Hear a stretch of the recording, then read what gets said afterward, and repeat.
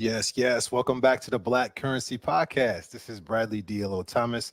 By day, I am now an IT professional, formerly a marketing professional. By night, I love to produce and MC, aka write songs. So I'll pass the microphone. Hey, what's up? It's your girl Opal Elisa. By day, I'm Director of Multicultural Business Strategy for a large financial company. I'm also a author, MC, poet, spoken word artist, all of the above. I'll pass the mic. What's going on? My name is Corey Whitmore. By day, I'm here at Media 22, as you can see with the green screen in the back. By night, I'm here at Media 22. You can see the green screen in the back. But I also love to do music. I still produce, I still engineer. Having a hard time writing lately, but those other two things seem to be working for me well. Good, good, good. I know we were talking a couple of days about that. I was getting on your case. Corey, you guys, I know you got something to share with the world, but we have a person today who has a lot to share with us, and I have tons and tons of questions. But before we get into it, let me let you know who you're talking with. Today we have Daryl Smith, who is the Senior Vice President and Chief Marketing Officer at Kettler. I pronounced that correctly, right, Daryl? Yes, absolutely. Okay.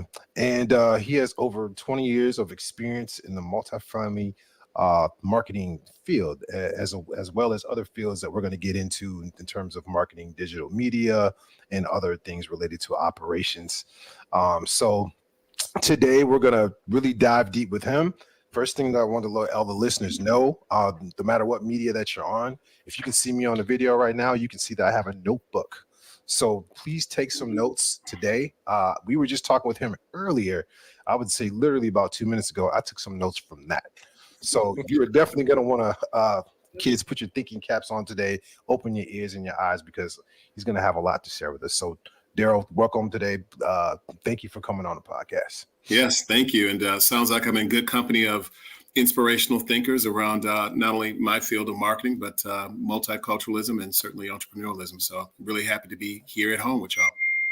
Absolutely, absolutely. So you're from Alabama. You spent some time in Madison. Now you're in DC. So can you tell us a little bit about your journey becoming a marketing executive, and where it's taken you so far? So whenever I get asked that often, and whenever I answer that question, I start off by saying, if you think of the Wizard of Oz, I have followed a very long yellow brick road, but it's certainly been fruitful for me. It started in Mobile, Alabama, where I was born and raised. My parents went to school at the University of Wisconsin, and so I did spend some time in my early childhood there. And then my parents moved back to Alabama. My father got into politics and was a mayor for a little while. And then post high school, I went to undergrad at Southern University in Baton Rouge, Louisiana.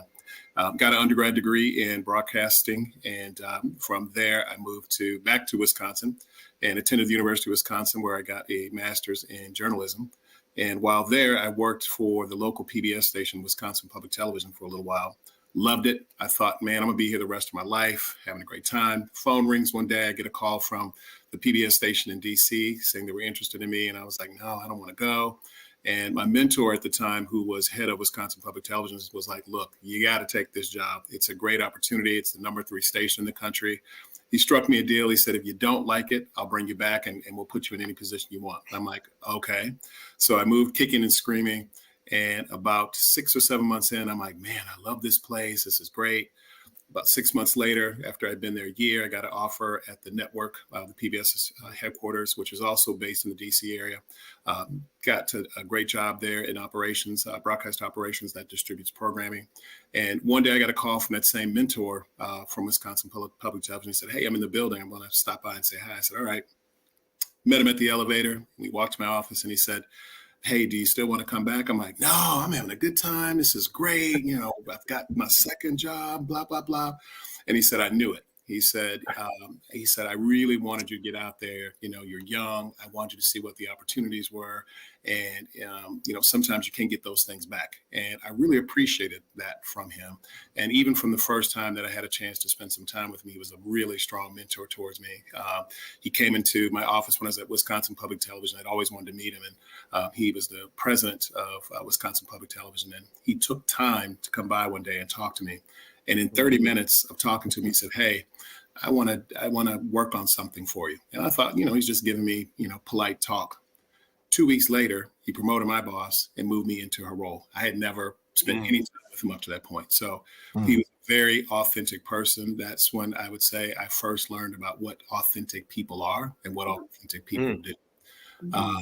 From Wisconsin Public Television, as I often say, I spent 10 years there, and I often tell people Big Bird got his wings clipped back in about 1999 when all television networks were making the transition to digital. And so on that, was a huge opportunity, but yet a huge impact to the labor force. So much like myself, there were many people who were in the television environment that were laid off, and it was very competitive to get, other jobs at that time. So I had a friend who he and his wife owned a temp company that specialized in the multifamily industry. And they're like, hey, why don't you come work in our office, for a few days a week and until you decide what you want to do. So I did. And one day they said, hey, can you help fill a role on site one day, at an actual property? I'm like, doing what? And so they're like, just go fill in, help out with Lisa. I'm like, okay, whatever that is. So I go to this property, end up being on assignment for about 6 months. And about 3 months in, somebody from the corporate office was visiting and said, hey, are you interested in a job? And I, at that time, I kind of was, I didn't know what the expression not too proud to beg meant. So I work in television. I don't know what this apartment stuff is. And so another 6 months go by and I realized there is no more television for a while. And so I go back and knock on that door and I said, all right, tell me about this opportunity. And so, as they say, the rest was history. I've been in the industry ever since. And it's been a great opportunity to start a completely different career over. And I started literally from the ground up as a marketing coordinator, marketing manager, marketing director, national marketing director, and then to my current role now. And I've been very fortunate to work for initially very large national brands, the top 3 in the country. Handling and overseeing national marketing. So it's been a tremendous opportunity. Lots of people who were both mentors to me, but lots of folks who really gave me opportunity that I don't think if I didn't have my brand persona, if you will, in the right order, I wouldn't have had those opportunities. Thanks for the breakdown. I can see why you were so successful on radio, because your voice alone is something that I could just listen to for a long time. Thank you. Yeah, Right. yeah. You just get that compliment often. For sure. For sure. Yeah, I already have like 3 pieces of notes. Yeah. Off the dial. Talking about. Thank you so much for sharing your story. And as you were sharing it, I could just like see you in these spaces. And one thing that just rose to the top was like, you must do really good work to have folks want to tap you and say, hey, you want to work here, or I have an opportunity for you. So I know later on we'll get into personal brand, but I just want to put that out there. So yes, that was seen to be. There's definitely a correlation, I think, to personal brand and how individual self shows up. So yes, absolutely. Yes. The other thread that came through that piece was just that passion that you have for your work. So where does that come from? Kind of what's your why? What can you share with our listeners that what really drives you in the work that you do? So I absolutely love marketing. I love communication in general. And I think for me as a chief marketing officer, one of the things that I believe in is telling a story and having imagination behind that story. And to be a marketer, you have to have a lot of aspirational vision to really think about what is your brand about? How do you help that brand imagine itself? And how do you help connect that to consumers? And so that gives me a lot of open space in my role to be able to think about my current organization in a lot of distinct and diverse ways. And I'm also very fortunate to have a partner in my leader, the president of our organization, who gives me, as I tell her all the time, I say, I feel like I'm in Disney World. I mean, you don't sit on top of me. I have a full, wide open runway to do whatever I'd like to do. But I'm also smart enough to know that marketing is one of those areas that's always first to cut. And so I've had to work really hard to position myself very close to my boss as a president as both a strategic means to create value, not only for my organization that I oversee, but also for her. So I'm able to align a lot of my imagination to her business plans. And she's constantly telling me, man, you popped out 10 great things this month. I really appreciate it. And, let's keep thinking about this. I want you to work on this project with me. And I've been very fortunate that it's positioned me in a very key and principal light, I'm with her, amongst my peers who know, wow, Daryl's got her ear. And if Daryl calls and asks for something, or I need to be mentored on something, I'm going to go to him. But again, as we'll get into later, to me, that goes to your personal, persona. How is your personal brand showing up, and how do you manage that in your roadmap for success? Awesome. Thank you. Yeah, I hope y'all heard that. Position yourself as a strategic means. That's a gem right there. That is so key. Like you said, marketing can be the first to go, but I think for any position, that thing right there is huge. Yeah. So, Right. sorry, I could see Corey itching to ask. You know I am. I'm trying to follow a roadmap for our listeners. I want them to be able to and not just go into my head to be like, oh, can I pick this out and pick this out? Maybe a little later though. One common thing that we've found with all of our guests is that there's been some sort of philosophy or set of principles that they have held tight to that has allowed them to continue to make the progress and to achieve all of these different things like yourself. So my question to you as of right now is there a particular life philosophy or a set of principles that you've kind of always referenced or gone back to say, hey, this is the foundation of who I am. This is what I believe in. And this has enabled me to be able to make these leaps and bounds in my space. 100%. And if you indulge me here for a good 5 minutes, because I love to talk, by the way, I'll tell you a story that leads into, I'll cut it short, but I'll tell you a story that leads into, I would say 4 principles that also I found out later from a gentleman named Dan Olawabi. His last name is spelled Olowabi. And he is into a body of work called Authentic Leadership. And when I read his about some of his work and some of his practice, it took me back in time, and it really encapsulates a lot of the principles that you're talking about. But I'm going to start with the story first. Back in when my family moved back to Alabama, my mom and dad put me in a Catholic school, and I'd been in some Catholic schools when I was in Madison. And when I moved back to Mobile, they continued that practice. And I went to for a year. I went to a Catholic high school in Mobile, and the first year I never was good at math, and so I was always that person that couldn't go out to recess because I had to sit there and finish my computation. And so while I was in high school, they had a system at the time, and I don't know if they still do, but they had a system at the time that if you weren't performing to what's called regular math or regular history, regular biology, you were an alternative. And the idea behind that is if you achieve a certain GPA, then you can move into the regular format. And so my mom had a PhD in education, or has a PhD in education. And so at the end of that first year, she didn't want me to go back. My dad was like, you can do whatever you want to do. And of course, at that time, you're thinking about your social status. I got to be around my friends in high school. My mom was like, no, you're going to public school. In fact, you're going to the same high school that me and your dad went to. And then that's that.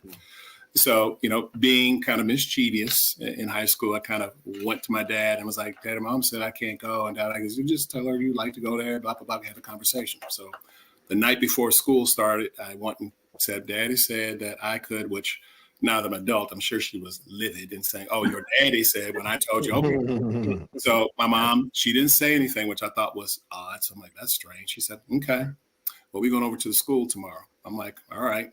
So we get in the car. She's quiet. My mom is dressed to the nines. This is 1984, 85. And so we get to the school, and the principal, who was white, my mom starts asking questions about the program. And he says, people like Daryl, typically when they're finished, would then go on to do X. And my mom said, well, can I ask a few more questions about that? So what you're telling me is, if he continues in this alternative program, and so this year, let's just say you're getting ready to put him back in it yet a second year, and yet a third year, if he's not successful, he will still be an alternative math, meaning he's not getting algebra, he's not getting geometry, therefore he's not getting those core courses that he needs to get into college. Mm-hmm. And so he goes, correct. And she goes, okay, well, tell me a little bit more about that. So then he can't go to college at this point because he doesn't have the core courses to get in. And he says, that's correct. So people, and use this word again, people like him would then typically go to a trade school. She goes, oh, well, tell me about that. And so then he got very specific about a local trade school that was all Black. And so my mom's like, okay. And then so she said, so let me just sum this all up. At the end of the day, when we're paying for him to get a college prep education, You're saying that at the end of the day, he will be able to go to a 2-year school. And then when he's done there, he will find a trade. And he said, yes. And so she said, let me tell you who I am. She said, my name is Dr. She said, let me tell you who I am. My name is Dr. Barbara Wheat Smith. And my degree is in education. And I've studied this exact phenomenon when I was in school, and it's called tracking, where you take disadvantaged minority students and instead of elevating them, you relegate them. Mm-hmm. And now at this point, I'm 14, 15, and I'm kind of sliding down. I'm like, oh no, this is going left. Not understanding fully what's happening, right? The big picture. I'm just like, man, she going in on this, man. It sounds good. But then I'm kind of like, what's happening? The man turned red. And she said, also, let me reintroduce myself again. I'm Dr. Barbara Wheat Smith, the first lady of the city. And again, the man turned green, right? Not knowing who he's talking to. And it really didn't matter. But the concept of how he was trying to control who I was and create a value for who I am and was going to define it led to me believing that no one defines or creates value for me but myself. And I'll never forget when we pulled off from that school.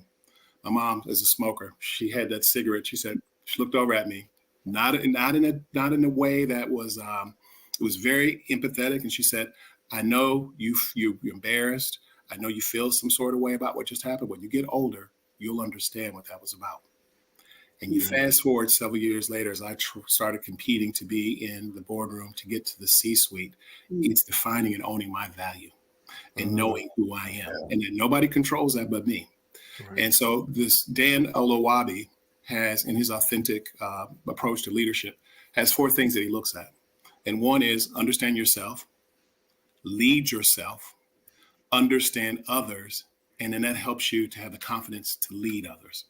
And one of the biggest things that we don't have in understanding the value about who we are is having that confidence. And everybody struggles with some level of insecurity to have that confidence about who you are. Am I saying something that's making an impact? Am I saying something that makes sense? And so when I stumbled on his work just a few years ago, I'm like, oh man, that's it. That's that concept of having that value and knowing who you are so that you can be positioned to execute in any way you aspire to be and to do. So I would say, again, in keeping the cliff notes for you, it's really understanding your value and knowing who you are. And I'll add one more quick story to that and how I had to position that very recently. I had a conversation with a boss one day who had been telling me for years, let's just say for 2 or 3 years, like, hey, you hit it so hard this first year, I want to relook at your package. Okay, great. That sounds good to me. Year goes by, nothing. Second year goes by, nothing. Third year, I say, hey, I remember you said about 2 years ago you wanted to revisit my package because each year the boss kept saying, wow, I'm really impressed, would give me 100% of my bonus. So I'm thinking, all right, I'm hitting the mark. I should be getting a salary change. She looked at me and she said, are you asking me for a raise? I said, no, not at all. I'm following up to your question. I serve at your pleasure. And she laughed and she goes, yeah, well, let's talk about it. So we finally talked about it. And at the time of the year, it was just before the traditional merit increase. And she said to me, I'll give you 5% now. And if you give me a couple of months, I'll give you 5% later. I said, so basically you're giving me a merit increase. Mm-hmm. Oh, was that offensive? No, I told you I serve at your pleasure, but I also know my value. Mm-hmm. So let me tell you a story. I told her the same story I told you guys. Mm-hmm. This is a Friday. Mm-hmm.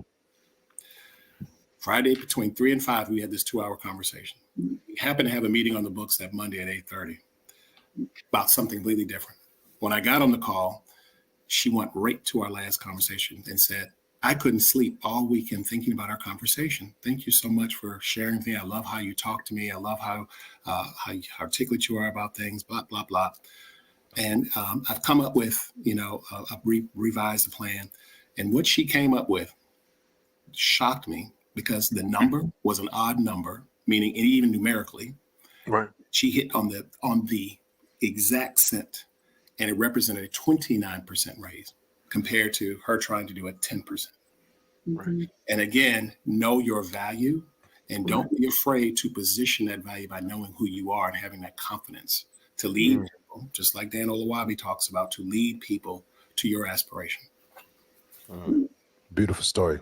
Yes. inspirational story on so many levels, because I know there's somebody out there right now that's, no matter what position that they're in their organization, or even if they are entrepreneur, and they're they're during those conversations where they need to have that confidence and that posture. So Mhm.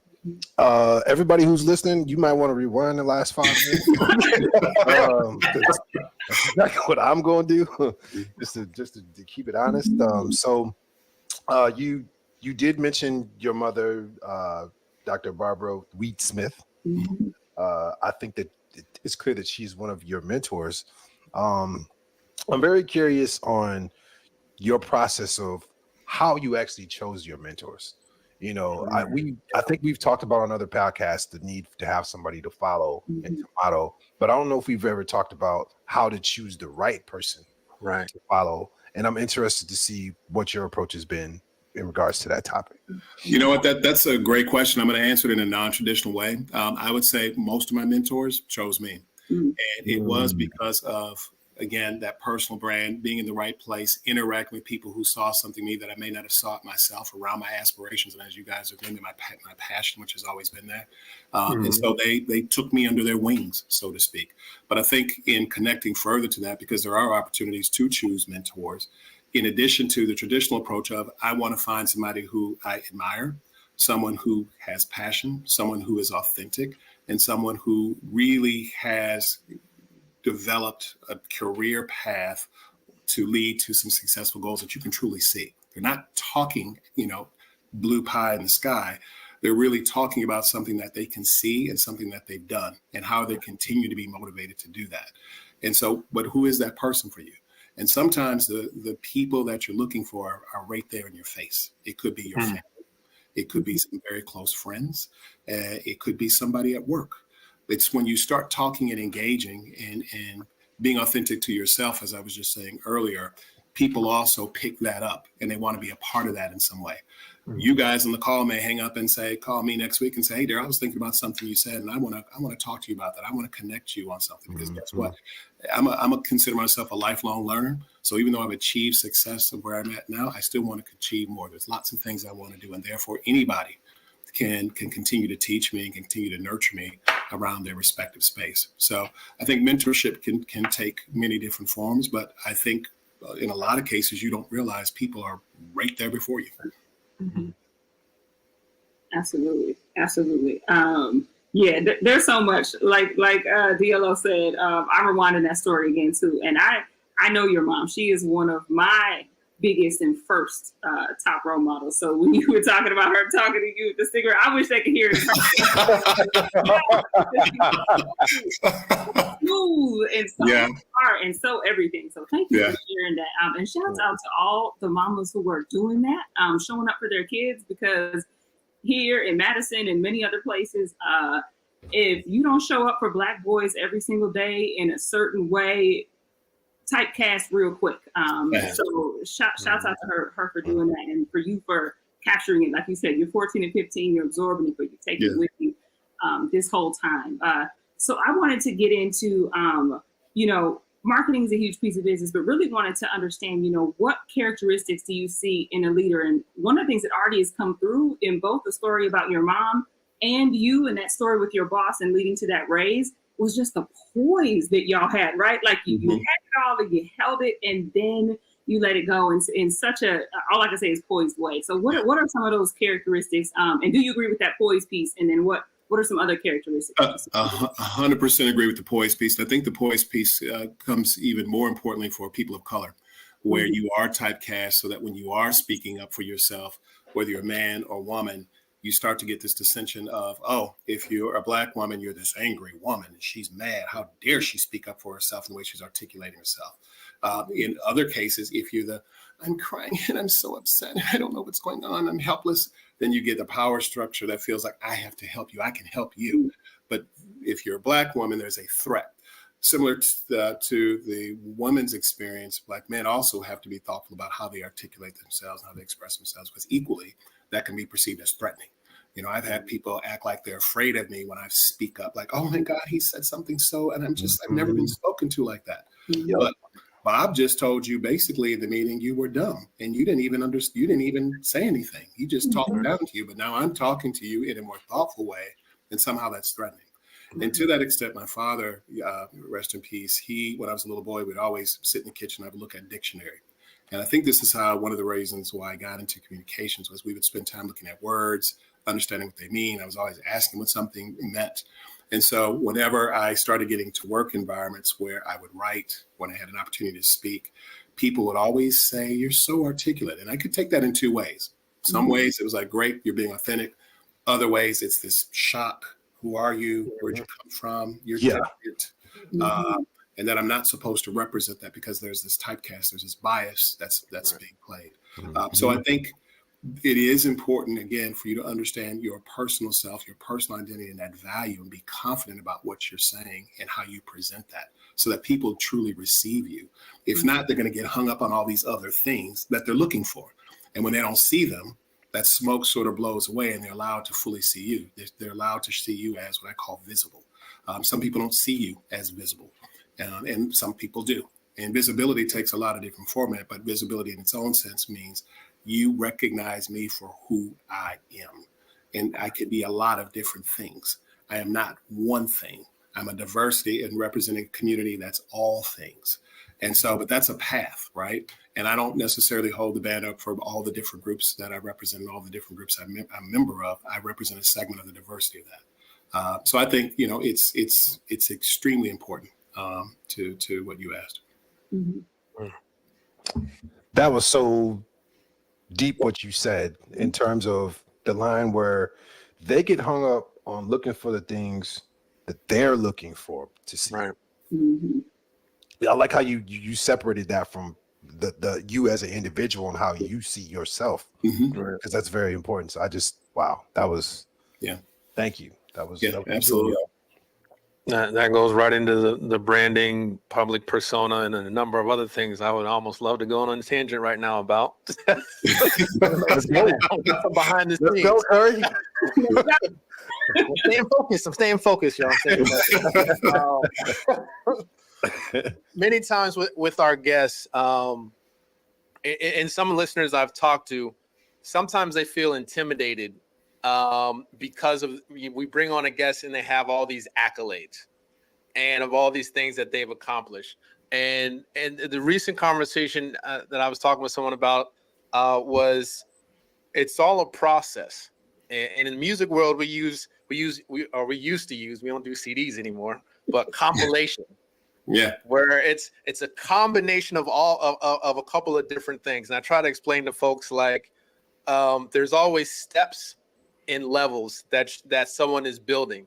And now you've seen a lot of the folks that we've had on. Now you're seeing all those things that make them up to be who they are.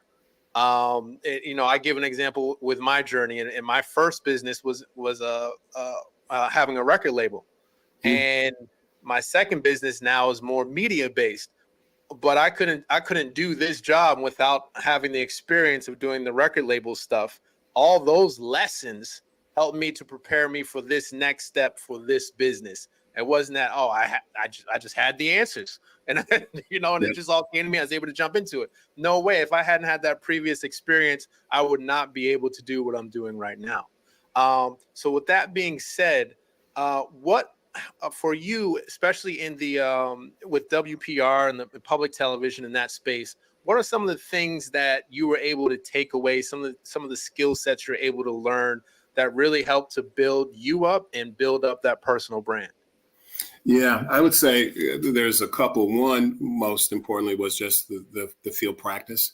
So at Wisconsin Public Television, I transitioned from the journalist side of things to more of the operational technical sides, meaning the delivery of the programming to on air. And that was valuable for me because even, I should say that fostered my love of technology and innovation. And so I was very fortunate in the role that I had there at 25 years old. When I got that promotion that I spoke of earlier, I was elevated to a role where I had 25 people under me, and it was all in the tech operations center. And that was a pretty big responsibility. And that group was responsible literally for what was called master control. And that just means with the 3 channels, they would actually hit the buttons to run the programming. I would help with the scheduling, and then I would also manage the team that would be there for each one of those services in their training at that time. And so my roles after that in television were all around technology. And then when I got to PBS, I got into station relations, which coupled with the innovation and technology, I started to learn, how does a brand communicate? How does it express itself?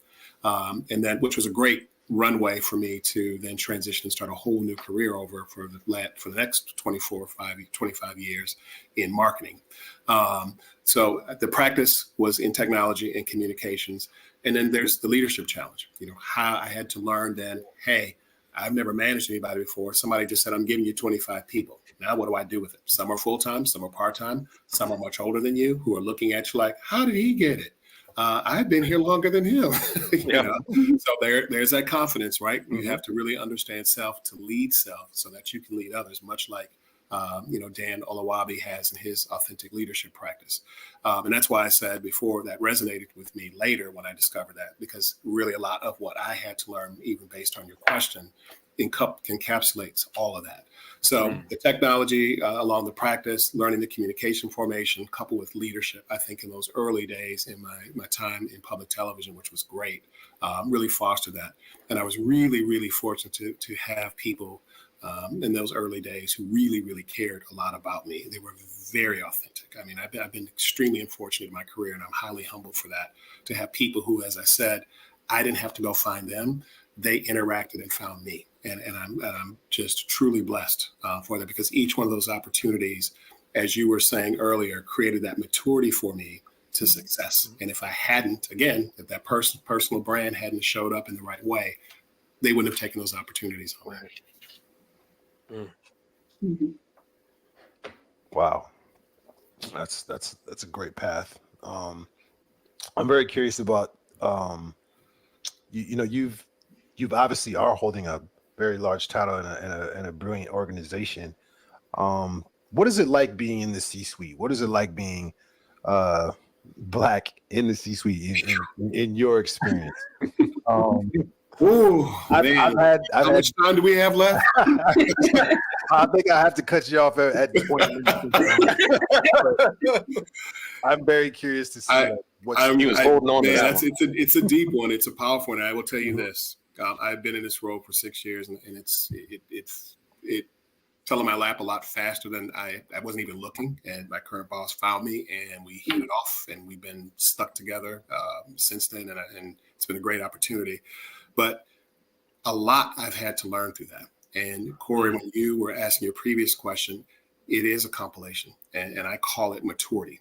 Just like I use my strategies to demonstrate the investment that I want out of a budget, how it's going to mature for the organization to have an impact at what given time, and what does that mean for revenue. Very similar for me personally in hitting that CMO journey. The first thing was, oh man, what have I done now? If I really oversold myself, can I really do this?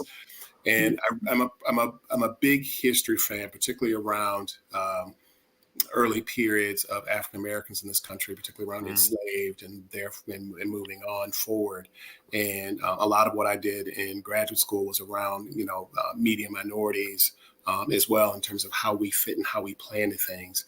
And I remember when I first got this role, I got real teary-eyed, and I was thinking about all the people, all the African Americans who worked so hard and who really risked a lot of their lives. Here I am, fulfilling a legacy, not only for African-American community, but I thought about my own family, who I think, Opal, you're aware that I've been doing a lot of genealogy work, and I've really gotten far. And I think about the history of those generations, particularly on my mother's side, that I've gotten detail on, where my grandfather, who was a successful business owner, had an 8th grade education. My mom was the first one in her family to go to college and get a PhD. She's got 3 children who all have masters. That's a generational maturity. And I take that seriously, because that's a lot of sacrifice. That's a lot of sacrifice. And I even tie that back to get out and vote. There are people who are sacrificed for us to continue to have these opportunities. And so when I got to the C-suite, I thought, man, this is a big weight. People have died and really suffered for me to have this opportunity. And so when I took it on, you get to the confidence, right? You've got all these people around you. I've got people staring at me. I was describing it at one point. It was like wolves in the woods staring at me for a while. And I knew the stare. The stare was, how did you get that job? Why are you here? And it felt cold and lonely for a while. But you have to rely on that confidence and the value that you have. And all I could think of was, I belong here. I belong here. The compilation, the maturity of my success has brought me here. I belong here. And so it started off the next level of maturity in my success and really understanding then, how do I transition to this next level? Because that is a different persona. And you really have to challenge yourself to be authentic in a lot of the ways that I said about how you communicate, how you execute your personal brand to get people to connect to you. How do you disarm them? How do you get them to respect you? And guess what? There's going to be a large percent that may not. So how do you manage them at least enough to know, don't come to my electric fence because you're going to get electrocuted. I tried to work with you one way, but you can't say it that way, right? You have to say it in a powerful way that they truly understand and respect you at the end of the day. And I know that words are the most powerful thing you can have in your persona to communicate who you are, to get that respect, even when they're not respecting you. I met a woman a couple of years ago. I was a chair of a conference, a big innovation conference in my industry for a couple of years, and I had the pleasure of introducing her. And I was walking down the hall to go to the main ballroom, and I suspected she was in front of me. And I said, "Hey, are you so-and-so?" And she said, "Yeah." And I said, "Oh, I'm Daryl Smith." She goes, "Oh, well, you'll be easy to remember because my brother's named Daryl." So we're talking, bonding. She's an African-American woman. Turns out she's from Birmingham. I'm from Alabama. So we're vibing on that vibe. And we asked for each other's card because we were clicking so well before everything kicked off. And she looked at it and she goes, "Oh, you really understand, don't you? You're going to really enjoy what I'm going to talk about." Mm-hmm. This lady is one of the most powerful speakers and has the best story I've ever heard. But it turns out she is the CEO of the Dallas Mavericks. Oh, wow. And her name just escaped me. But she blew me away. And she asked, to the question you just asked, brother, she, even when she got done, we looked at each other and we just hugged each other. Like I was just like trembling. She goes, "You really understand the struggle." And she was talking about her struggle with the C-suite, how in the term that I used earlier, she wasn't perceived as visible. She was, "Oh, that's nice. That's cute. You have an idea. Let me pat you on the head. Yeah, that's cute." But how do you earn your space so that people not only see you as, "Oh, he's here for diversity. He's here for window shopping. This person's here for that." And for a while, I truly thought my boss that I currently have, who I absolutely respect her to tears, I was having a conversation with her months after I started. I had assumed, I was like, "Man, I love her. She's showing this world like, look what I went and found, and bam, he's here. Deal with it." And I was talking to her about that. She goes, "No, that wasn't it." And I didn't ask her in those terms. I asked her in a roundabout way, like, "Wow, I really like how you dedicate diversity and you brought me in and stuff." She goes, "Girl, that's not why I got you. I genuinely was connecting to your skills." And she wasn't really understanding what I was saying, but I appreciated her response because it wasn't about that. And if you think about what I said earlier, she was seeing even beyond me. She was seeing me as a person, as this man that's got a skill set that can help me. I don't care what his color is. I see him as somebody that's going to get me to green, if you want to look at it that way. So it is a journey. It is as they say, it is very lonely at the top. You don't have water cooler conversations with very people that you do lower and below. And you're like, "I heard that they're going to do X." There is no. And in a lot of cases, you have some rivalry with your peers. Because either they want a piece of your kingdom, or they're trying to get off stuff, or they're trying to deflect and blame you.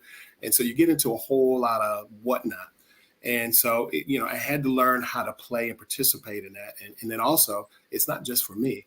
I've got a whole team and 4 or 5 departments under me too that need me to have that value so that they can have the respect and that they can have those opportunities. So having that confidence to lead myself in that change is important. But I knew I belonged there, and this was where I needed to be, and I wasn't going anywhere. I think there was days where I thought, "You know what, forget this, I'm gonna hit it." And I'm glad I didn't, and I'm glad I stuck with my boss, who too was going through her own version of issues as a woman, as a leader. And she grew to become president since I've been there. And so, we went on a journey together.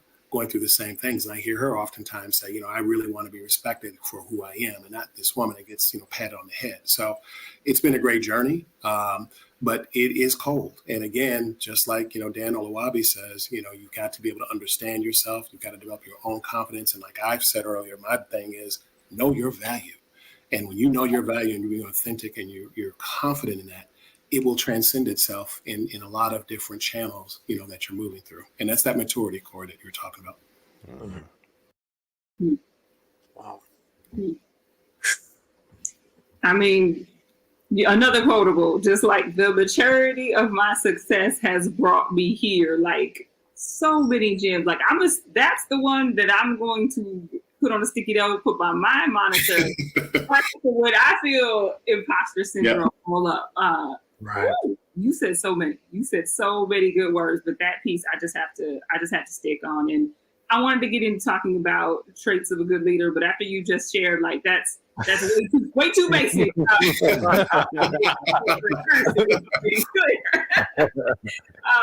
I do love that you talked about the relationship that you have with your current boss right now, and you said that you all journey together as she's now the president. What can you share about someone who has to be a good leader of a superstar? Because clearly you're a star. People see your value, your worth, and more importantly, you know your worth and your value. That is intrinsic and shines through. Our listeners can hear it right now. What does it take to lead someone like that? Because that can be difficult. And we got a lot of listeners who are also, like ourselves on here, we're superstars at work too. Yeah. And, sometimes they think the only thing to do is get out of your way. But what are the pieces that she's been able to do that has been a good leader for you? Number one is, and again, it goes back to those 4 things about understanding yourself, leading yourself, listening to others so that you can have confidence to lead others. If you're not comfortable with yourself, you won't be successful leading somebody else to the success. Let me make that more transparent.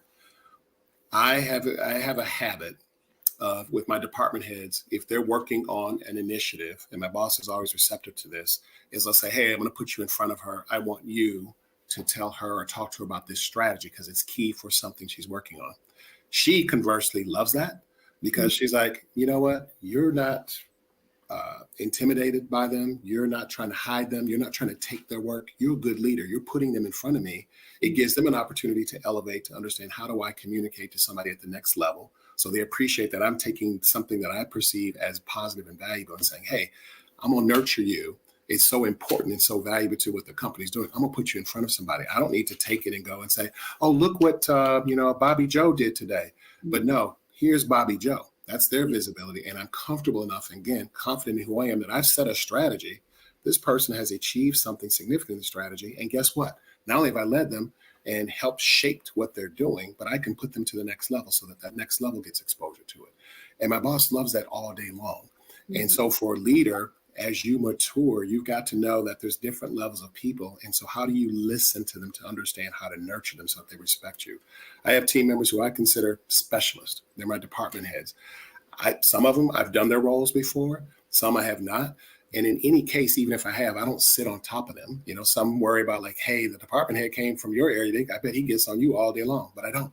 I stay out of their space and allow for them to be who they are, to create that imagination, to be bold, and then to meet those strategic goals. But if you sit on top of somebody in the old top-down structure of an organization, you're not allowing somebody to identify who they are. And if I have this philosophy of for my department heads to have imagination, I have about 5 or 6 of what I call DNA traits that when I'm recruiting for both my leaders, and I tell them you should recruit for the same. One is imagination, to really think about something. One is being bold and really not trying to create a cookie cutter of something, but create a trail that's very differentiated and unique and different so that we can be competitive. But then it's also being committed. And committed means seeing it all the way through. You have the ability to get something through. You're not just imagining, you're not just talking, but you have a strategic roadmap that helps you get something done and accomplish to the bottom line. And so if you have that kind of talent you brought in, you can't sit on top of them. You've got to know that these are people bursting. They're trying to achieve what you've asked. But if you sit on them, what happens? One day they pull in the parking lot. They're like, oh, God, they're going to the car. I don't go up in here because he's just not going to let me be me. And I have to tussle with him. And he's going to take everything I give him and cross it off. And even when I'm talking to someone and giving them constructive feedback, I always start with what I like first. Like, hey, this is really good, but let's talk about this piece. I think what we can do is X. So then they get this full balance. I don't just start with like, yeah, I don't know about that. You've got to help people be inspired. And I consider myself an inspirational leader, yet running an innovative department. And again, that's knowing myself and who I am.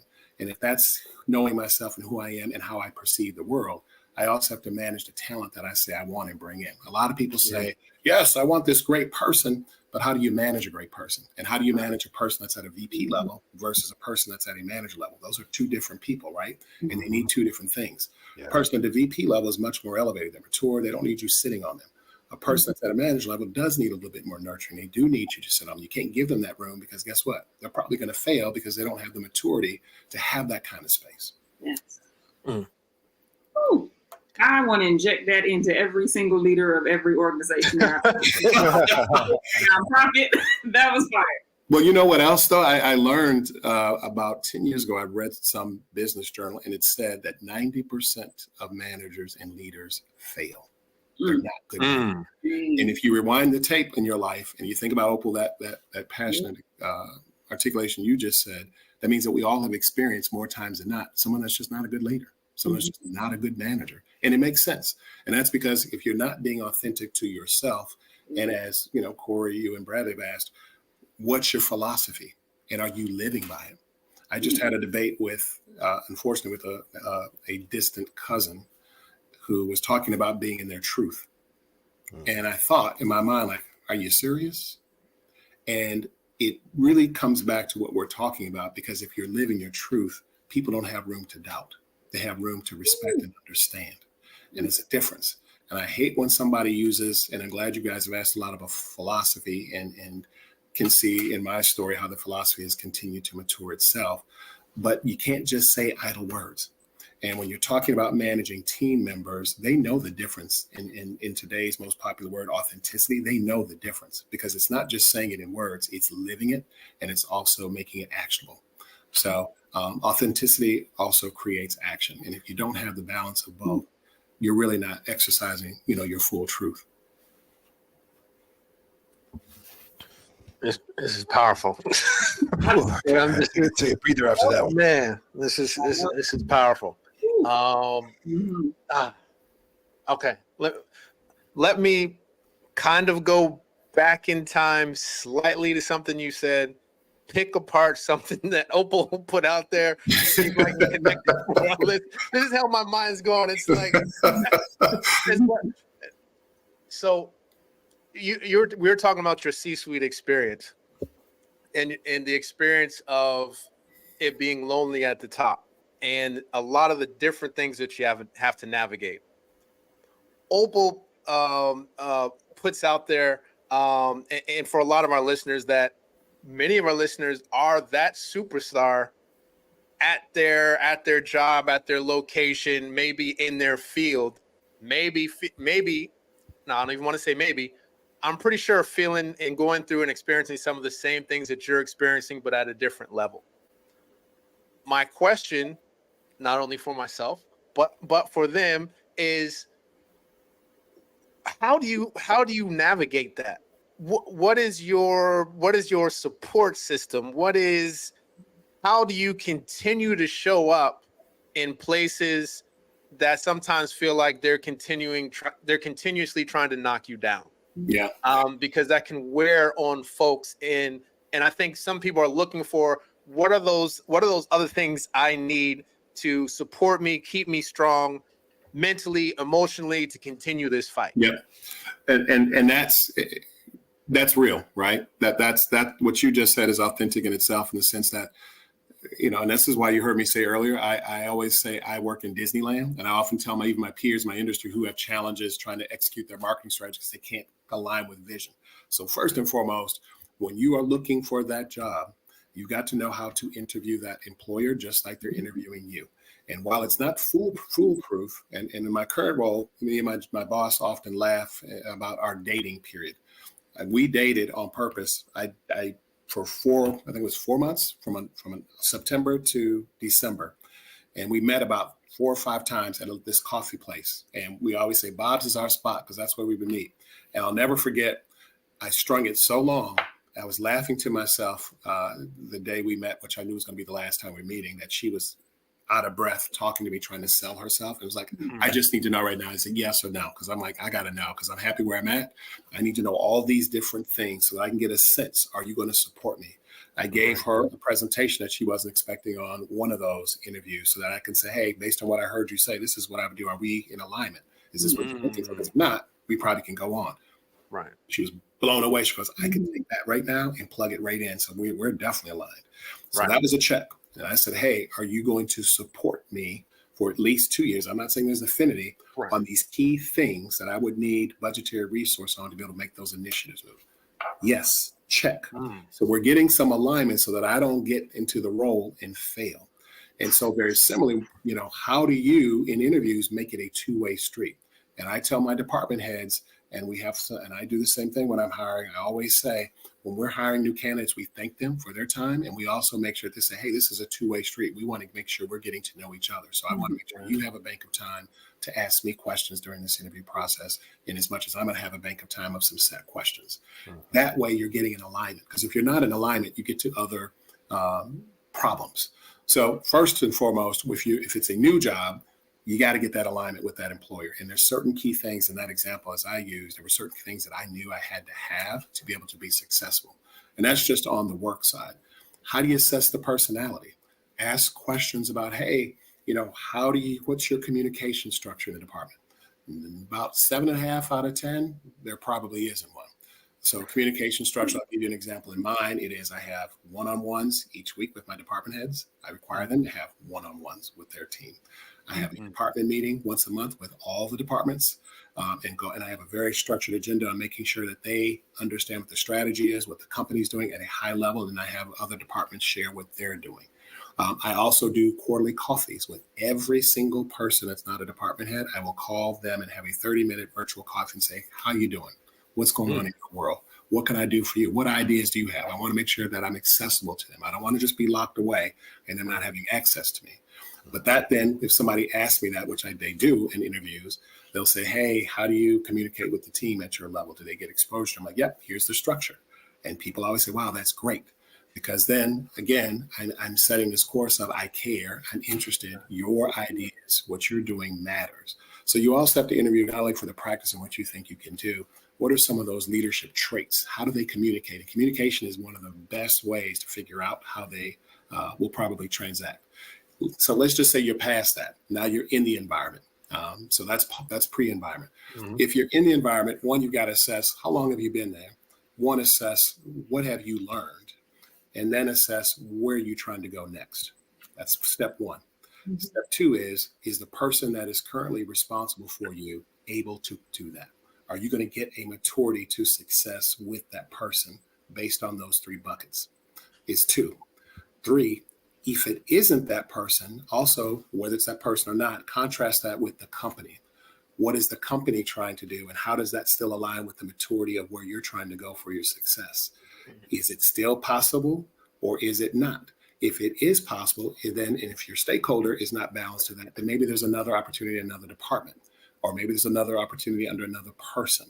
If that's still not there, then you have to accept that reality and move on. Some things aren't for everybody. And you also have to assess the size of the company. Smaller companies tend to have more weight on roles. So if you feel like, oh my God, I'm just so tired, I'm doing every single thing. You probably are, because it's a small company, but can you handle that? I've worked from at big companies. Now I'm at a medium-sized company where I have a lot on me, but I love it. I thrive in that. It's not for everybody. And so if you're in a large company, conversely, you may be very, very specialized because there's about 1 billion people. And so you feel like I can't get my hands on more and it's too hard to grow. So you have to assess the company coupled with the environment that you're in to understand what's your pathway. And I think, and I'm glad you asked that question, I think more times than not, people get stuck. I've gotten stuck before, but I always kept a dream on where I wanted to go. And so you have to still keep your eyes on your own prize. What is your aspiration? And if you take those sort of steps that I just described to understand your maturity for success, it'll start to elevate for you. And guess what? Knowing your value, you don't have to have a job. We have to have a job to survive, right? But we have to have a career.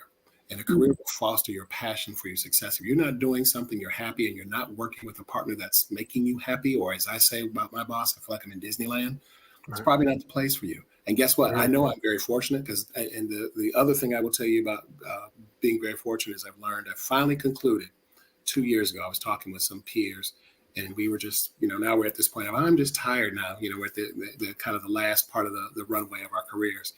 And one of the things we concluded was there is no utopia in a job. There is no perfect job. It doesn't exist. Mhm. And I think we've been programmed for so long. I got to leave here because I got to get this job. When really it is, let me manage myself at each job to know, what do I want to get out of this job? And I asked myself that probably for the last 3 or 4 jobs I've had. I finally understood that and said, what do you want out of this job?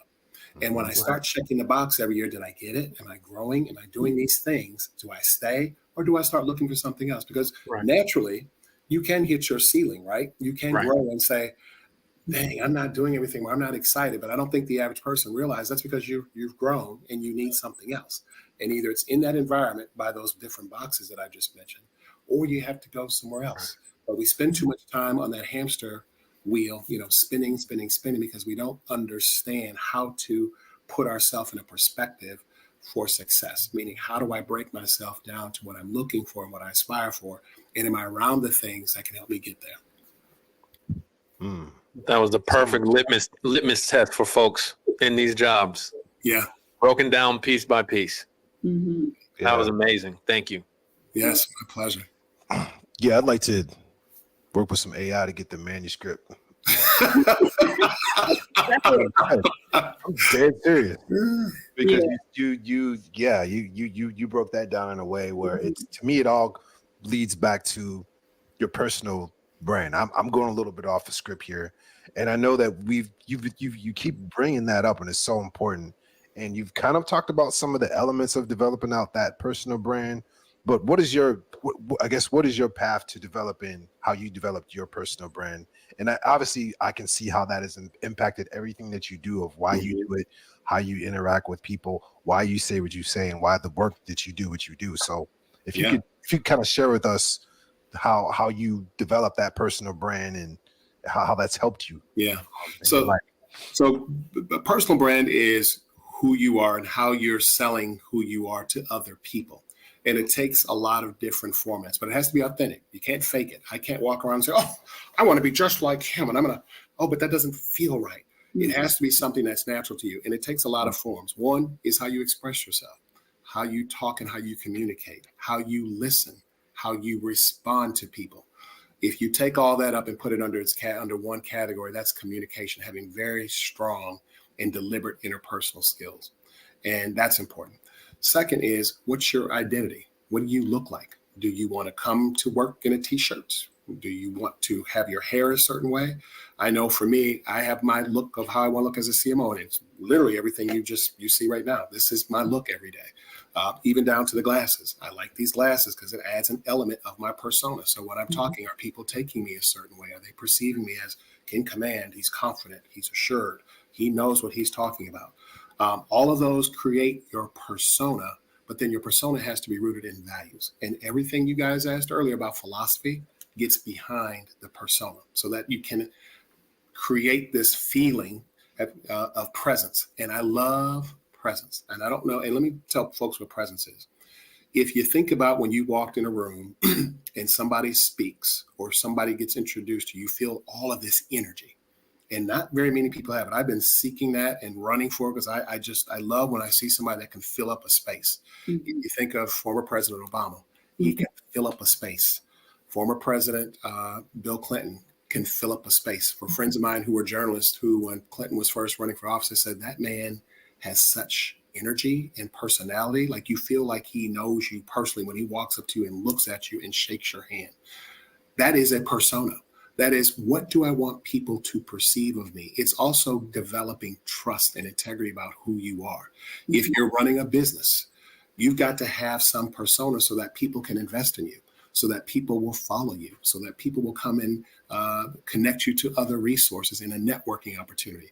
So people will come and show up on your show. So people will talk to you. There's some integrity about who you are in your own brand persona, just like a company persona that has to be established first. Because if you don't have the confidence about what you're articulating about, whether it's your music, whether it's marketing, whether it's about multiculturalism, no one else is going to have it.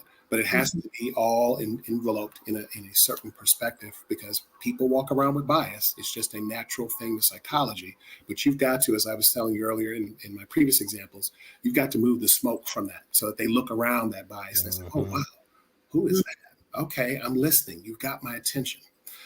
So that's personal persona. To develop it, though, you have to be very deliberate. And I'm going to go back, Corey, to what you were saying earlier. It's just like the compilation. There is a maturity to it. What I looked like 10 years ago in my other roles and how I came off has changed. And it's changed because I've become more confident. As I've gone to other success levels, I've been around people who I'm engaging with, who I'm learning from, and they're fostering how I should behave. And that's where who you surround yourself with comes into play. And again, that's that networking. Are you around people who have positive energy, who have positive aspirations for success? Or are you sitting around people at the water cooler that's just, oh, the world is bad and Bobby in accounting is making my life hell. I ain't got no control. I'm just going to go home and just, start all over again tomorrow. Yep. That's not control. That's not controlling the value that you have for yourself. And I will tell everybody that's listening, you have more control over yourself than you think. I'm going to tell you to try yourself this week. Target one or two things that you perceive is an obstacle and come up with one way that you are going to control it. And I don't mean, don't make it something that is unobtainable. And I'll just throw out some examples. If you feel like I can't control your weight, take one thing that you think you can find out by the end of the week of how you took control of that. If it's something at work that you can't figure out how to get finished, write down each day something you're going to do that's going to whittle down to getting it done. Just pick one thing. If it's your closet, if you've been wanting to clean that closet out, I did that this weekend, so I can use that one. Figure out how you're going to start. You can attack it all at once for a couple hours, or maybe you do a little bit each day.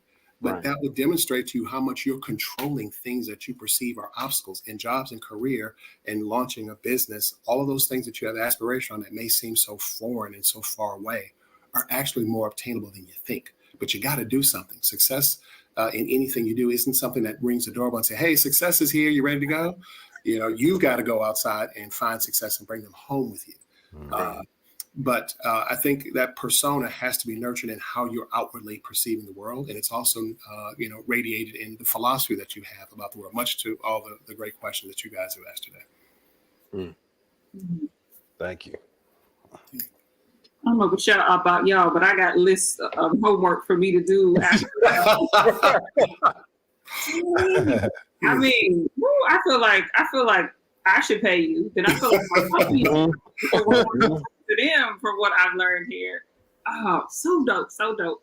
I wanted to get into, I think a lot of the stuff you said, and you dipped into it a little bit too, the personal brand. We got a lot of folks who are listening who are entrepreneurs, and everyone on the screen with you has at least one LLC too that we're working on. So how do you translate some of those things into your own, small business brand or the business things that you're doing? How do those things show up for that? So I'm glad you asked that one, because I have worked with a lot of small business people who I was telling my sister recently, I'm like, man, I have such a passion even for the smaller business owner, because there's so much to help them with, but there's barriers to them getting their brand out there because of the cost, right? And so how do you support them to help them elevate? And one of the things I've noticed about small business owners is, one, not having a full defined personal brand doesn't help them speak to the vision for their company brand. And I'll give an example. I was at a friend's birthday party this summer, and they hired a bartender who had been established in that market. And the bartender showed up. By the way, the deliverables were standalone bar, a single bartender, signature drinks. The bartender was late due to a vehicle issue. Then when the bartender came, the bartender needed help from the guests to get the equipment off the truck to set up, which is now about an hour and a half, 2 hours into the customer's party. And then by the time the bartender was fully set up, about half the guests had already left and didn't get to experience what the person that bought them there to do. Kind of worked through the customer worked through that. And then the next day, the person came back to pick up their equipment, which they should have dismantled and taken with them, but did not. But then came back and yet still needed help getting everything taken out. That's not having any brand standards, meaning, hey, don't get too comfortable in thinking, oh, these are just people I know, therefore I can act that way. This is a business. And so that's where your business and your personal persona have to transcend and work together. So I'll go back through that example. Should have been there at least 20 to 30 minutes early. So if the start of the event was 7 o'clock, at 6:30, you should have been there. 6:15, everything's ready to go. You're just ready for details so that if the first guest arrived, you're ready to give them that signature, one of the signature drinks that customer asked for. You should have been present and ready to go. And was one person enough for the amount of people? I would say maybe not. Or did you ask how many people are going to be there? Therefore, how many people do I have to staff? That's part of your company brand, but your personal brand has to inform then how you want to operate, how you care about things. And then when you're leaving, what's your standard of operations for dismantling? What's your standards for setting up? What's your standards for serving? All those things create this imagination and experience for people. The world for consumers now is about personalization and about experience. And if you don't have those two things in interplay, you will not succeed because then they're not connecting with you. So in that same event, personalization would be smiling. You're there to engage. You're walking around. Did you take the signature cocktails and walk around the tray and offer them? If there's 4 of them, have 4 types so that people can select them. Then go back to the bar. Did you have nice collateral there that features that person's customized drinks? Did you come up with words that may have said, oh, you want to have the Opal-esque martini tonight? Things that make that customer feel like, wow, it's about me. They made my friends enjoy themselves. I'm going to remember you, and you're going to go on my Rolodex for future events. And guess what else I'm going to do? The most powerful thing you can do in marketing is I'm going to refer you to somebody. But that was lost. So that means then let's measure that out in money. The time that you spend in gas, the time that person spent as their own personal employee in putting everything together, whatever it costs for them to purchase things minus what was paid into, there's a loss, right? They've lost because the event wasn't successful. So you can cost yourself money by 1, not understanding yourself, but then 2, then having a company. What is your company about? What is the experience? Not just the product, but what is product that you have, and what is that experience, and how do you deliver that? What's the pathway to delivering that? So that, again, in that maturity of success in that one night, how are you delivering that? So always be thoughtful about, again, who you are. Hey, if I am Corey Bradley or Opal, when people come on my show, I'm going to always give them an introduction to who my audience is. I'm going to make sure my audience are connected in a certain way. You're not just going to flip on the switch and say, okay, hey, what are we talking about today? And people's ruffling and out. Okay. Oh, wait, what was next? Okay. What did you say? I'm sorry. The cat was in the back meowing. Okay. Your brand is not going to allow you to do that, right? As individuals, your brand says, I have to show up to show out in a different way. And so if you don't do it in a very measured way, that's, again, connecting people like you guys are doing today, then you turn off. An example I used to use a lot in marketing training is think of yourself when you go to a restaurant. And let's say you're the restaurant owner. You worked hard to get that restaurant. Your personal brand says, Billy's is about an experience around steaks. I show up, I've got a reservation. The first checkpoint is the servers, the host station are very nice. They're energetic. They say, follow me, sit down. Okay, great. This is nice. I like the vibe. The server comes. Hey, how are you? Welcome. Great. This is feeling like a steakhouse. I love the vibe. They're very attentive. They're very personal. So the value that's on this menu is matching to the value that I feel like I'm getting so far in the service. And then the food comes out and steak is cold. They take it back. It's raw. They take it back. But I'm the only one that doesn't have my food. The rest of my party's, hit and eat. So now the experience has started to deteriorate, right? There's no maturity and success in the evening. And no matter, and it's called service recovery in marketing and customer experience, no matter how much that server comes back and apologizes, I haven't forgotten what I came there for. It failed. Same thing, an example on the bar, the mobile bar service, where they came for drinks. But guess what? The folks left. Half the folks are gone because you were late. You didn't have any standards to operations of how you execute setup. And so that can cost you. In the restaurant example, it can cost you because my loyalty is not there. I'm not going to come back. And guess what I'm going to do in the power of our digital world? I'm gonna go right online and say, don't you go there because the service is bad. Right. Yeah. Mm. Mm-hmm. I think I have two questions, but I haven't quite been able to formulate this second one the way I would like to deliver it. So right now I'm gonna go with a basic one that I think is very important for people to be able to differentiate. Branding and marketing.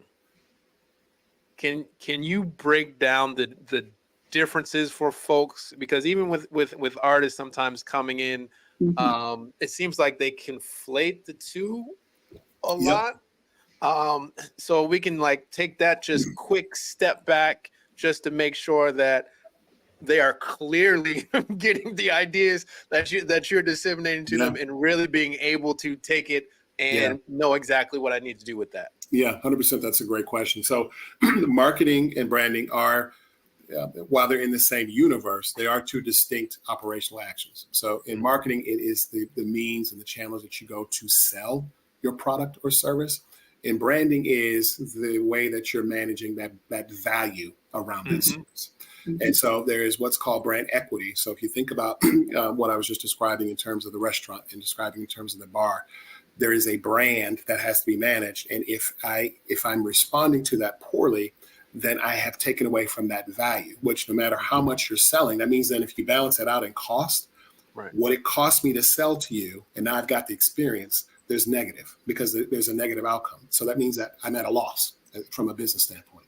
And for me, one of the things that a lot of marketers and CMOs measure is what's called that lifetime value. How long does someone stay with me and at what cost over time? And how do I measure that and understand that? And that's protecting my brand. Marketing is how I'm selling it. And I'll be more specific with that for clarity. It's, am I using more social channels to engage my audience? Because that's where they are. So I'm going to use social platforms. Or do I have more of a diverse mix in terms of that distribution of my marketing dollars, where it could be print, some of it could be social, some of it could be other digital formats in search engine optimization or search engine marketing, where you're using a lot of the platforms under those umbrella. But it depends on where your consumer is and how you want to reach them on that marketing side. On the branding side, it becomes very specific because you're putting your logo, your mark, and all the things that communicate a message about who your brand is in those channels. They could also be community outreach. It could also be what you give back in terms of what's called good corporate citizenship, meaning, hey, as a brand, I do this for the community, because that also is a similar form of selling, but it's also creating some value about your brand and who your brand is. So there are two distinct things, but they also have a relativity and correlate to each other because they have to be in balance. Otherwise, your ROI is not going to be fluid. You're going to cost yourself money. And so a lot of people don't realize, and that's a big mistake when you're having a small business, not having those defined brand standards for your organization, meaning how do I operate? Because if I'm not managing that, everything I did to try to bring someone in is at a loss. I just went through this with our company last year, where I just finally flipped over the table to some of my operational partners who we laugh about now a year later. I'm like, I told y'all about 20 times. They were saying, oh, let's create a new tagline, Daryl, and say we're exceptional. I'm like, we're not exceptional. Didn't I just y'all a report for the last 5-6 months that we are not managing leads? We have $550,000 of unmanaged leads. How is that exceptional? And so it clicked with everybody finally a couple months ago. I said, all right, let's step in. And I want Daryl now to help with us with the brand strategy moving forward around our operations. So even for us as an organization, we've had to mature to that, to understand like, hey, I just can't be running around. We have standards, but we haven't taken to a brand management perspective in terms of our business operations. And that's why I see a lot of our small businesses failing to make that connection. Part of the question, Corey, on marketing is one thing. That's the investment to get someone, but then you've got to manage that brand. Right.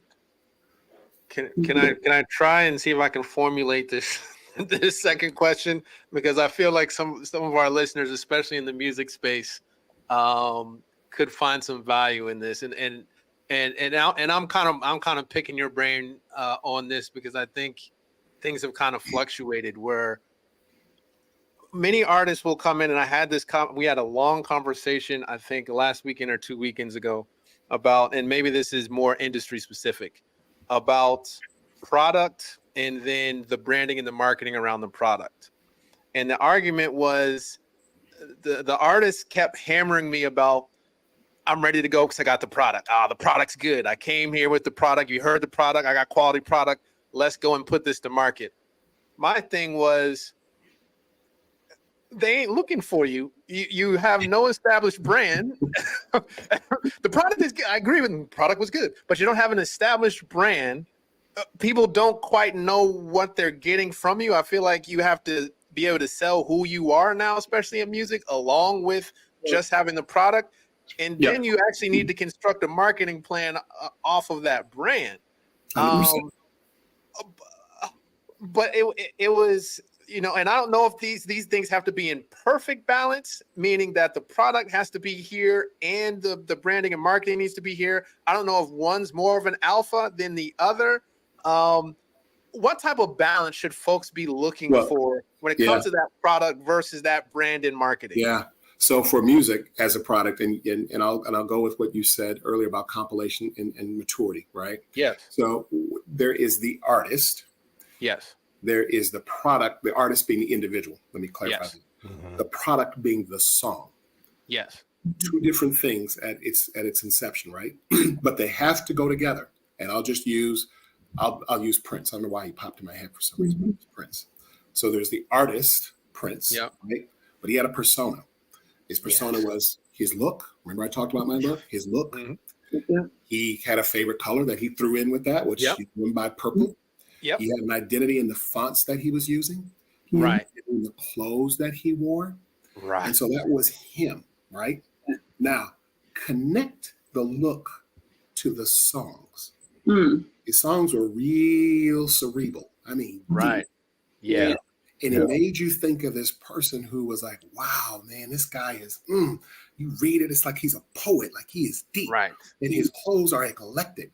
I can't wear them. I'm not trying to follow his fashion. In some cases, you might be trying to follow them, but they may be a trendsetter.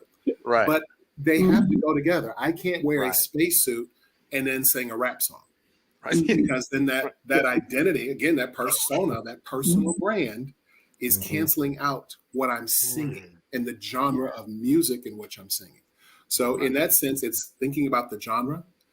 What do I want to look like to that genre? If I'm a songstress, you're probably not wearing, a overly revealing outfit. And I'm not saying that hopefully, it's not offensive to some women and how they want to express themselves. But a songstress, I think of someone that's a established R&B 90s artist that is a little different in how they present and dress. Versus more modern, it is a different way of expressing yourself through fashions to connect to your audience. Mm-hmm. But if you don't have that identity first, connected with what's your product first, those are the first steps. Then the second step is who are you trying to reach? And so going back to Corey, what your argument was, do they know you? And so if you started on, and some artists have started locally, right? So let's just take Prince. He started very locally in Minneapolis. So he had a value locally. And so he could further mature that value. Again, there's that word, maturity for success. Yeah. Mature that value. So, let's take in, what did we do well locally? And I do a birthday trip every year with friends, and we went to Minneapolis 2 years ago, and we toured his stuff. So it's probably why he's in my head. But who he was locally matured a little differently when he became national and global. Became very different. But that was his maturity. He matured his book. He also matured. His songs stayed very much the same. It was this urban expression that was both grounded in some sense of what's going on in reality, but then also just being imaginative artistically about the world. Right. But then when he started getting to that more artistic aspiration about the world, so did his outfits, right? And so the energy of his shows. And then he was branding that in different ways to connect to people. But what he started off at that little small studio in Minneapolis doing and communicating locally, he took the best success of some of those pieces, but then he also had to imagine other components to connect to other audiences. And certainly the music industry and that identity is very competitive and very difficult. And you have to have them defined. And it is a balance. They're not in equilibrium, but there's a balance. And it's very delicate. And so, yes, you can show up with all the music, and Prince did. He showed up with all the music he wanted, Mhm. But as you well know, Corey, the record labels, depending on how your contract's structured, they're going to define you. Hmm. That was Prince's Absolutely. argument. And when he decided to become the artist formerly known as Prince, Mhm. a lot of people don't realize was he took it. Oh, this is all coming full circle. Mhm. He knew his value and he took it back. Yeah. And I didn't know until I went on this trip. I always thought, oh, he's just kind of crazy and weird. But no, he wasn't. He was brilliant. What he did was, oh, I'll fix you. The three things about Prince, and Corey, this will resonate with you, was he could write, he could sing, and he could produce. And those are the three things that go with music. And most people can sing, in which case the record label's providing you with writers, Yep. producers. He could do all three, and he couldn't be contained. The man could write something in the middle of the night, be his own producer, engineer, all the above, and wake up and say, look what I did last night. Mhm. That's a rare thing, right? Very much. And so what he did was he owned and knew who he was and took his value. And because of how the legalese went, I'm just watering it down. He basically said, I know how to get around this. I'll make up something that really isn't my name, and I'm going to produce music for the next 10 years. And guess what? You can't own that. Right. I'll still have my royalties and my relationship from the first 20 years of stuff. But going forward, you won't own it. And then guess what he did? Changed his name back. Mhm. Again, he took control over that. Yep. But all of that, and it goes right back what you said earlier, Corey, it's compilation. It's a maturity. It's steps.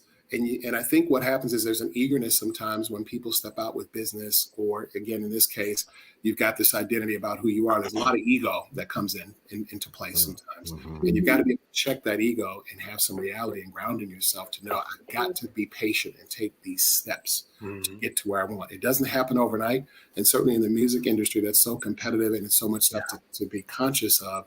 If you go too fast, you can also fall very fast. Yes, absolutely. Perfect. Now I just got to cut this part out and then have them. It's like, My job is see? done. Yeah. Thank you. I appreciate it. Mhm. That Prince analogy was awesome. Like you need a TED Talk if you don't have one already. That was Mhm. Thank you. so fire.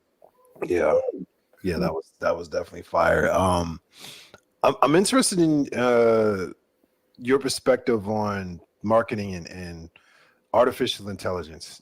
I've been seeing a lot of tools online. I've been seeing, Chat GPT. I'm not gonna lie, I've used it for email many times. Yeah.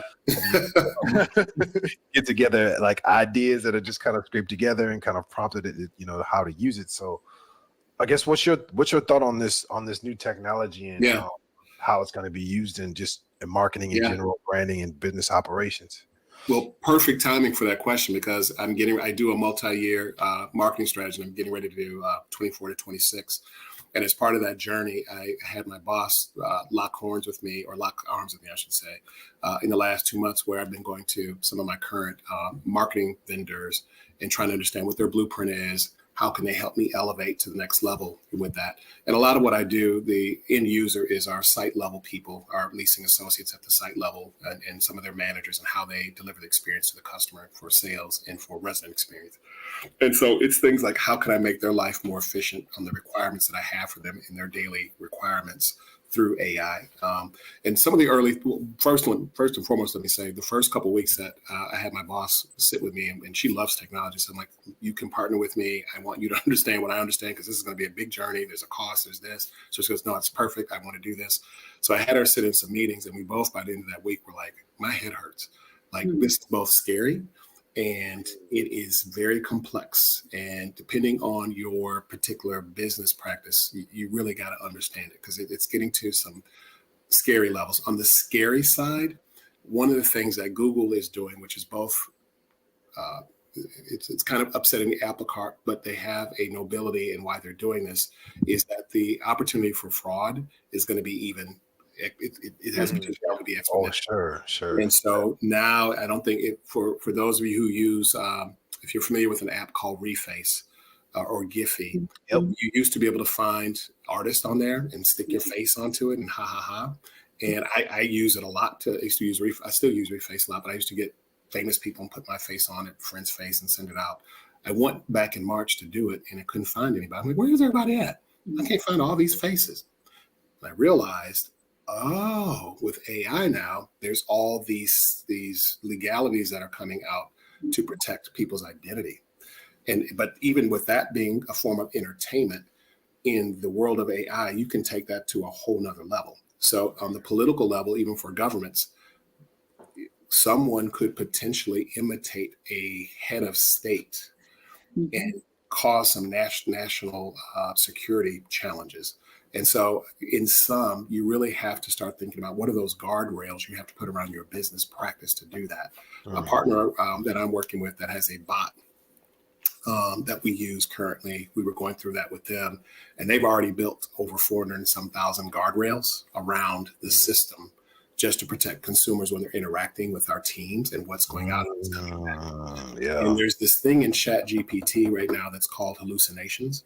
And hallucinations basically means in the content that you're trying to build, when you ask it a question, you have to understand that the content is only relevant up to the year 2021. So anything that may be beyond 2021, you're asking a question on, that content that comes back can be wrong.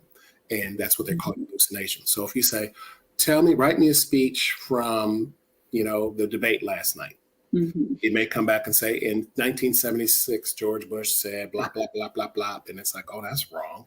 And it's because right now, the content has not caught up with, the governance and how that AI is being extracted.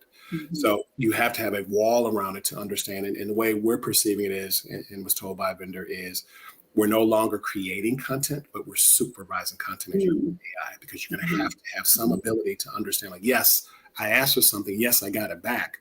But how do I then have a operational standard that I can see what it's saying to say, yes, this is approved, and it moves on? And so Google's doing a lot to try to ensure that businesses are authentic and who they say they are. It's painful on the other hand, because you have to reclaim your business over and over again. And once you get down that dark hole with them, because they're all algorithms. And by the way, there's no phone number for Google, not one. And they're the only business I know that can get away with it. Some days I wish, I wish we could not have a number. The residents don't get to call us and yell at us about stuff. But, they're the only people I know globally, and I call them the digital mafias, that can get away with not having a number. And that's so what's very frustrating is they're going through this verification process as they're taking their platform to the AI model. It's hard. And while you can go to other search engines like, what's the new one? DuckDuckGo. Yep. Say there's no spy, there's no blah, blah, blah. That's great to an extent, but if you're a business, it isn't, because the biggest engine right now is Google. And so they control, when you really stop and think about it, they control the world. And so anybody trying to understand that, particularly a small business, you really want to start doing your homework to understand what's the current governance, what's the controls around your practice. And again, as you're going from not being a content creator to a content supervisor, what does that mean for your business practice every day? Because it's exciting, but it's scary. And a lot of the folks that I've been talking to on the technology side, the technology providers, have said, hey, this is going to rival the internet when it came out. Like it's a whole new direction of being able to engage. It's exciting, but just understanding the concerns around it is key. So that's on the bad side. I would say the bad side, on the things that you really need to be conscious of. On the positive side, your ability to really be able to engage your consumers in a much more robust way is exciting. And again, now that we're out of the brick and mortar opportunities to have a business and we're more in the digital space, that's only going to be much more enhanced. So for you to have a business now, may not have to have an assistant or have to hire other people or outsource. You now have the opportunity to do it yourself. There's not only what's called conversational AI tools, which is what AI is built off of to engage. There's also formats that also can help with artwork. I just had one the other day pop in my box. Like, see how that's going to work for. I have a creative services team, so I want to understand. Okay, what does that product typology mean for them, and how are they going to better engage?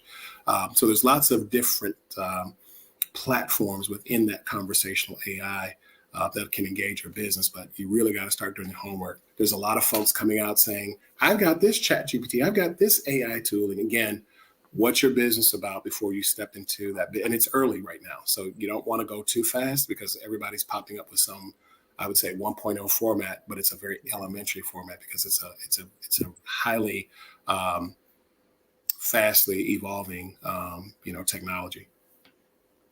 Mhm. I love the way you put folks serving as supervisors for the AI, for the content Right. versus creating the content. That was such a cool way to put it. Really nice to articulate that. I want to kind of build off of that piece too. You mentioned earlier, I think when you were talking about PBS and going into the digital era, and I think you said something like clipping big birds' wings. Yeah. What parallels are you seeing, and what do you think, as you're always talking about building and maturity of success, what has gone through that allowed you to kind of approach AI with this? It just seems like you have a very calm position of here's the good, here's the bad, here's what we need to look out for, versus somebody who's getting flustered thinking about their creative folks and jobs. You know, that's a great question. And I've thought about that in other perspectives recently, but you made me think about it a different way. And I think the reason why I have that calmness with it is one, that maturity of my success and having to have on board and rolled out technology in different organizations, knowing that there's four phases, if you will, when you're rolling out technology for adoption in your respective organizations. One is you're going to have early adopters. Those are people, and by the way, it's not just these four stages of adoption aren't just applied to when you're doing something in your organization with technology, but it also applies to consumerism in general. So when new products also on board. So you have early adopters who are like, yeah, I got to have that new iPhone 57 2B. I don't care if it's $9,000 off the bat. I got to have it. And then you've got the adopters when the product then has now been in the market. And so, Corey, also think of this perspective when you're talking to your artists. You know, there is the early adopters who know you, and then there's adopters, now they know you. And so that's the maturity. Adopters for consumerism are people like, I'll date myself here. One, VHSs came out and then became DVDs, when people realized, oh, you're still using the VHS, there's a DVD. Okay, I'm gonna get it. And now the cost has come to a market cost that's affordable versus in the early adoption stage, it's high because of that exciting new demand and the onboarding to market. Then you get late adopters like, oh my God, you still using that old raggedy? Nobody use that. Nobody use CDs anymore. It's all about streaming. And so then consumers, I know, I just haven't bought. And of course, that price now in the market has gone down. Right. Same thing where you can overlay to those artists, how is their persona maturing and being adopted? And then you have resistors who just usually don't find value. And it's usually it usually can be defined by generational. So, you have your boomers and maybe your Gen Xers who don't see a value in certain things versus your younger generations who are all about technology and they're more proactive and engaged with it. Whereas like I'll use my grandparents when, and this is really old, when call waiting came on, I would be at my grandmother's house on the phone, baby, get off the phone. Somebody trying to call me. Anybody trying to call here because then But for $6 and for their generational, they just didn't see the value of having call waiting. So they just didn't do it. And in organizations and adoption too, some people by generational are slow resistors, even though there may be a policy, you almost have to write them up to get them to perform or disconnect them from whatever that process may be. When you say, hey, this is sunsetting, we're going on to the next evolution. And so having gone through that, I understand that there's that word maturity to that adoption and that technology and understanding that it isn't, as I say often, it isn't one and done. And they laugh at work because I often call things by 1.0, 2.0, I use the cellular adoption of things. And I always tell my teams, just because we roll this out doesn't mean that we're not continuing to grow it.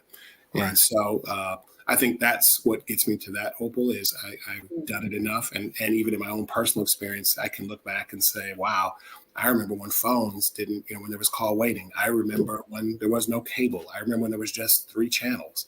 And all that has been an evolution for me as a personal consumer, but also as a business consumer and business leader, as I also understand that transition.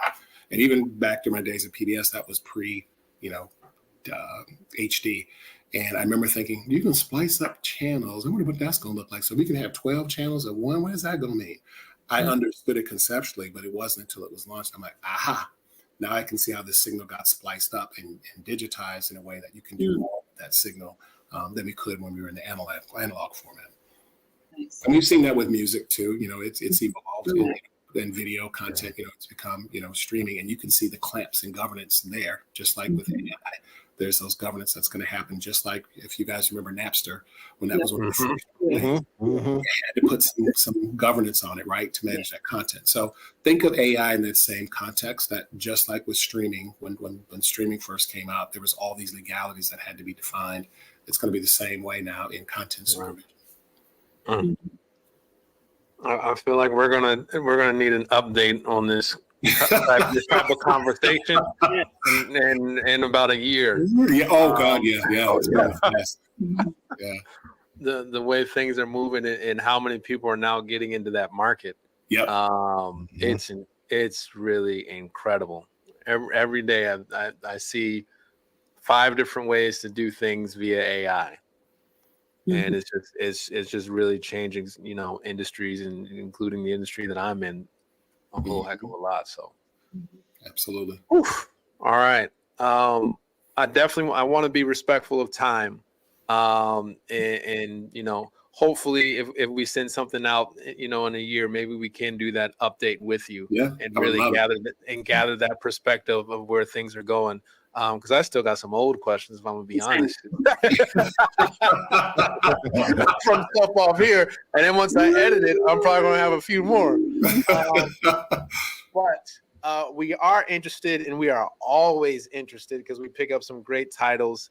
What are you reading? What book recommendations would you give us right now that you think would be of interest to us and our listeners? Yeah, so I just started reading 2 things. One is Stacey Abrams has a book called Lead from the Outside, which when you read things sometimes, I often don't read it for its specific context, but I also read it for what is it conceptually saying and how can I apply that strategically and philosophically. And so I would almost describe it as a handbook to leadership.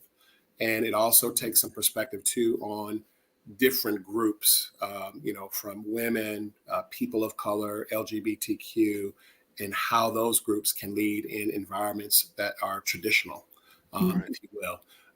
And so if you consider looking at her story and how she came up and was, the speaker in the Georgia House, and then how she came onto the political scene, certainly she's got a lot to inform through that. And so I'm about halfway through that. The other is a little bit of an older one by Julian Bond, and it's called Black Leaders on Leadership. And it looks at a lot of segmented, more political themes on leadership and how to engage in that space. And again, these are, as you can hear, they're all leadership titles for me at the moment that I'm into. But those are 2 that I'm currently looking at. Beautiful. Yeah, those ones, both of those sound great. Stacey Abrams is just brilliant. Yeah, she's just one of those people that's like, anything you do, I know you're going to be successful. You're going to be at the top. She is brilliant. Yeah. And she's not getting, I think, enough credit or full appreciation around taking Georgia purple. I think she was a huge part of, she was the big bomb that dropped in the water and created that tsunami that got that state purple, which is coming from the deep South and raised in politics. That is phenomenal. Absolutely. So folks who listeners got 2 good ones. To start with on top of some of the other ones that we recommended. But man, we appreciate you so much for coming on and taking the time to speak with us, indulge us in some of our questions and things of that sort, and really incredibly informative. And I really hope folks really dig into this. Folks need to dig into all the episodes, but there's a lot of things here that you do need to put on repeat and kind of sit and think about. I find myself being very reflective in this conversation as far as, there's a lot of things that I need to analyze about how I'm moving forward in the space that I'm moving in, and the way you set out a lot of things, and the way it was very step by step. So it was something that was easy to say, you know what, I need to think about that and maybe need to make that change or make that pivot. But then 2, okay, it's been laid out in such a nice step by step process that it doesn't feel overwhelming that I can't get to that destination. I think sometimes when you get information, you get a lot of information, it's like, oh, that seems like a lot. How do I actually get to that point in which the change is being made? Because it feels overwhelming. But so much appreciation the way that you were able to kind of cut and dice things up in a manner that's digestible and a manner that's easy to follow. And that's hard to do. And, you know, how you've done it has just been incredible and amazing. So I can't thank you enough for the value that you've added to this conversation and to so many people that'll be listening. Thank you. My pleasure. I echo all of that and would add incredibly inspirational. I was a fan before this, but dang. You're going on the wall, Dale. You're going on the wall. I'm going to go look at my closet and reevaluate some things. Thank you. Thank you. This is My great. pleasure. Yeah. Yes. Thank you. Thank you. You, I echo with Corey and Opal said. It was just, I want to talk to you more. Corey, you gonna cut us off. Daryl, I understand you got things to do. You know, I do too. The sun might start going down, but I really appreciate you sharing. Yes, my pleasure. What you did and what you've done and what you're working on and the perspectives. I know people are going to get a lot of value out of what we talked about today and what you shared from many different perspectives, not just working in a business or, trying to be an entrepreneur, but just living life. So, I appreciate everything you shared today. And I want to thank you guys too for having this platform, and certainly not only on behalf of myself, and certainly I'm sure I speak on behalf of your audience. You guys are also connecting voices and connecting thoughts and perspectives through your work. So thank you for taking your time to give back to the community and help, message and tell stories that create inspiration for people. So thank you. Thank you. All right, folks. You know where you can find us. We're going to start with that linktree/Black Currency Podcast. That will get you linked to everything we have going on, from video to social media, and all those things for those people who can't see us right now. I'm going to still shout out some of those other links. Social media, make sure to hit us up, Facebook and IG at BLK Currency Podcast. If you're looking for the video, you can find the video at Spotify, but you can also find it on youtube.com/radio22.